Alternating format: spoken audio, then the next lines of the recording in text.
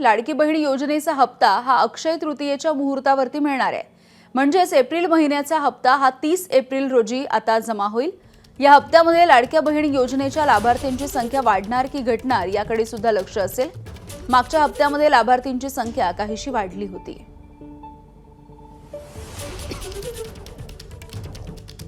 तर लाडकी बहीण योजनेचा हप्ता आता अक्षय तृतीयेच्या मुहूर्तावरती मिळेल।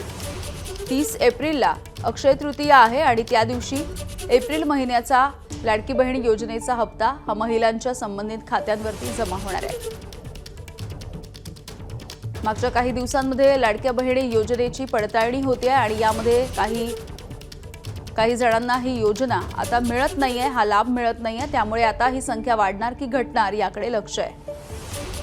राजू सोनावणे आमचे प्रतिनिधी माहिती देत आहेत। राजू, यामिनी पाहता आपण लाडकी बहीण योजनेचा एप्रिल महिन्याचा जो हप्ता आहे तो अक्षय तृतीयाच्या मुहूर्तावरती मिळणार आहे आणि अक्षय तृतीया ही 30 तारखेला आहे। त्यामुळे मंथ एंडला हे पैसे जे आहेत ते प्रत्येक लाभार्थ्याच्या खात्यावरती जाणार आहेत। मात्र सगळ्यात महत्त्वाची उत्सुकता जी आहे की यावेळी जी आहे ती लाभार्थ्यांची संख्या घटणार की वाढणार असा प्रश्न आहे। कारण आपण पाहतोय की फेब्रुवारीमध्ये जानेवारीमध्ये जे आहे ते काही नियम लावलेले होते 65 वर्षाच्या वरील महिलांना नाही, त्याचप्रमाणे काही छाननी केलेली होती ज्यांच्या घरी वाहन आहेत, त्यामुळे अनेक महिला ज्या आहेत ते कमी झालेल्या होत्या आणि आता उरलेल्या महिलांची छाननी केल्यानंतर मार्चमध्ये हीच आकडेवारी जी आहे ती वाढलेली होती। त्यामुळे आता एप्रिलच्या आकडेवारी वाढणार की घटणार असा प्रश्न समोर येतोय। पण दुसरीकडे पाहायला आपण तर कुठेतरी छाननी जी आहे ती बंद पडलेली आहे अशा प्रकारची माहिती मिळते। कारण राज्य सरकारने आयकर विभागाकडे जे आहे ती माहिती मागवली होती। जवळपास 2,45,00,000 महिला आहेत, या महिलांची माहिती मिळावा जेणेकरून त्यांचं उत्पन्न किती आहे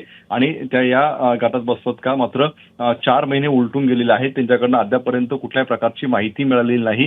त्यामुळे आता छाननी कुठेतरी ठप्प झालेली आहे। त्यामुळे कदाचित जी मार्चची आकडेवारी होती तीच एप्रिलला असण्याची दाट शक्यता आहे। यामिनी, ठीक आहे, धन्यवाद राजू माहितीसाठी।